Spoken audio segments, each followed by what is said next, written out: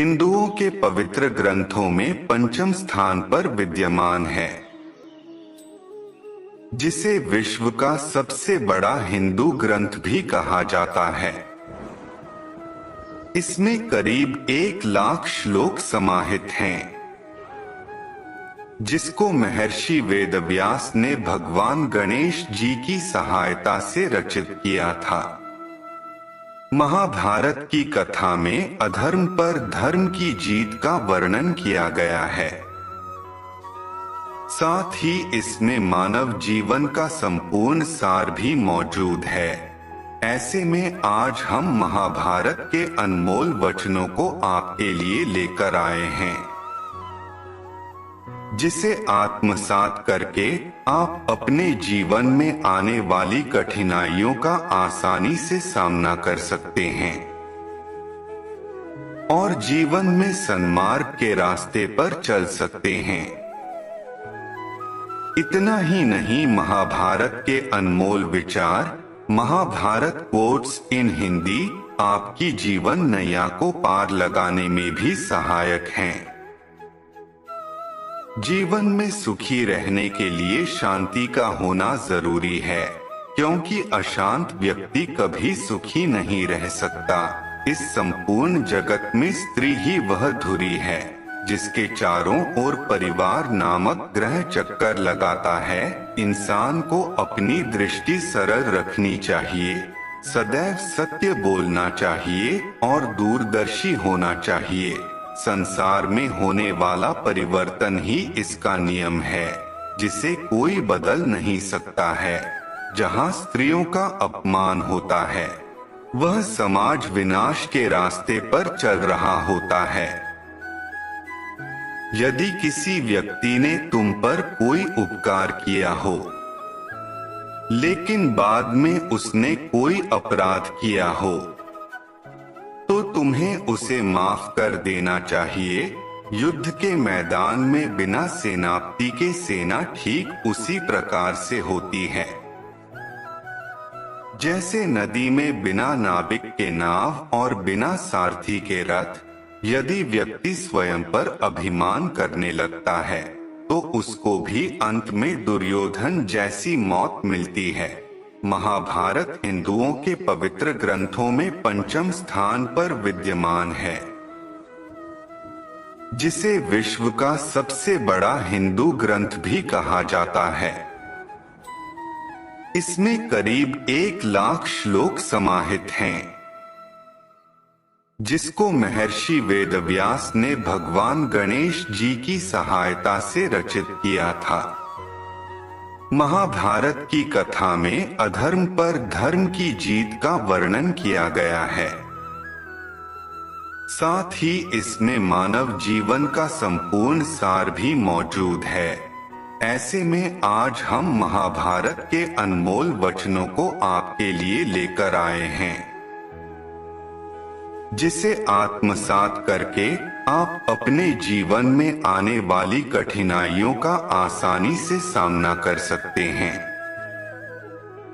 और जीवन में सन्मार्ग के रास्ते पर चल सकते हैं। इतना ही नहीं, महाभारत के अनमोल विचार आपकी जीवन नैया को पार लगाने में भी सहायक। जीवन में सुखी रहने के लिए शांति का होना जरूरी है, क्योंकि अशांत व्यक्ति कभी सुखी नहीं रह सकता। इस संपूर्ण जगत में स्त्री ही वह धुरी है, जिसके चारों ओर परिवार नामक ग्रह चक्कर लगाता है। इंसान को अपनी दृष्टि सरल रखनी चाहिए, सदैव सत्य बोलना चाहिए और दूरदर्शी होना चाहिए। संसार में होने वाला परिवर्तन ही इसका नियम है, जिसे कोई बदल नहीं सकता है। जहाँ स्त्रियों का अपमान होता है, वह समाज विनाश के रास्ते पर चल रहा होता है।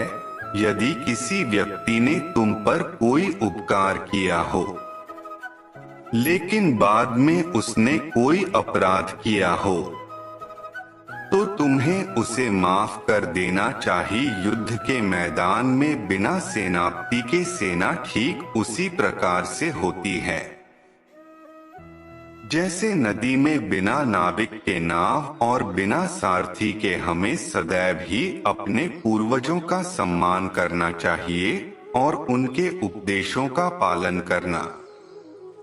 व्यक्तियों द्वारा जुए के खेल में प्रतिभाग करना, मनुष्यों को परस्पर भ्रातृभाव से रहना चाहिए। उसे द्वेष से दूर रहना चाहिए। अगर आपका कोई मित्र चतुर स्वभाव का है तो वही आपका सबसे श्रेष्ठ मित्र और मार्गदर्शक होता है। मनुष्य को यदि तृप्त होना है तो उसे विद्या प्राप्त करनी होगी। संसार में मौजूद दो व्यक्तियों का स्थान स्वर्ग से भी उच्च होता है। एक वह जो शक्तिशाली होकर दूसरे को क्षमा कर देता है, दूसरा वह है दरिद्र होकर भी दान पुण्य करता है। साधु पुरुष मन, कर्म और वाणी से प्रत्येक व्यक्ति के साथ अद्रोही और कृपावान होता है।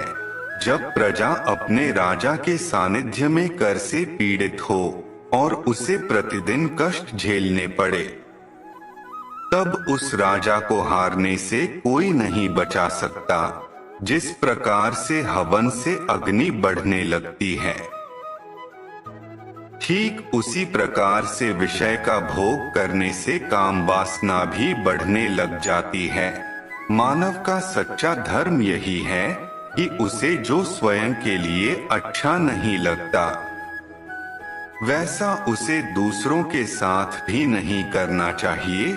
इस संसार में दूसरों के ऊपर परोपकार करना सबसे बड़ा पुण्य है और दूसरे को पीड़ा देना सबसे बड़ा पाप है। जो व्यक्ति दूसरों के प्रति घृणा, असंतोष, क्रोध, शंका और ईर्ष्या रखते हैं, साथ ही दूसरों के धन से अपनी जीविका चलाते हैं,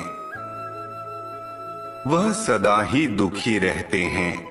जिस समाज में सभी लोग नेता बनना चाहते हो, सम्मान पाना चाहते हो, महत्वाकांक्षी हो, उस समाज का पतन एक दिन हो ही जाता है। जो व्यक्ति पुरुषार्थ नहीं करते हैं, वह धन, मित्र, उत्तम कुल, दुर्लभ लक्ष्मी आदि का उपभोग नहीं कर सकते हैं।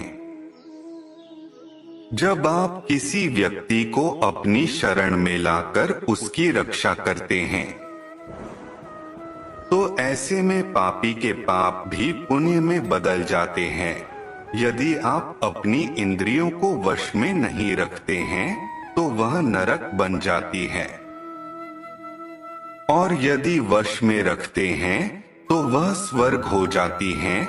बुरा आदमी उतना ही प्रसन्न होता है जितना कि एक अच्छे आदमी को बीमार कहने पर वह दुखी हो जाता है।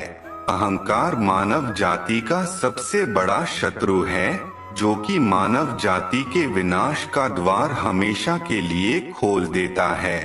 जब व्यक्ति मोह के वशीभूत होकर अधर्म का भी विरोध नहीं करता है, तब वह महाभारत के युद्ध को न्योता देता है। जो मनुष्य अपने सत्य पर विश्वास करता है और दृढ़ संकल्पी होता है, उसका हमेशा ही कल्याण होता है। जिस व्यक्ति के घर से शरणागत मनुष्य खुश होकर वापस लौटता है, वही सत्पुरुष कहलाता है। जब आपदा आए तब हमें स्वयं की रक्षा के लिए शत्रु से भी मेल कर लेना चाहिए। जो संतान अपने माता पिता की सेवा पूरे सद्भाव से करती है, उनके विषय में चर्चा संपूर्ण परलोक में होती है। अगर एक महान शूर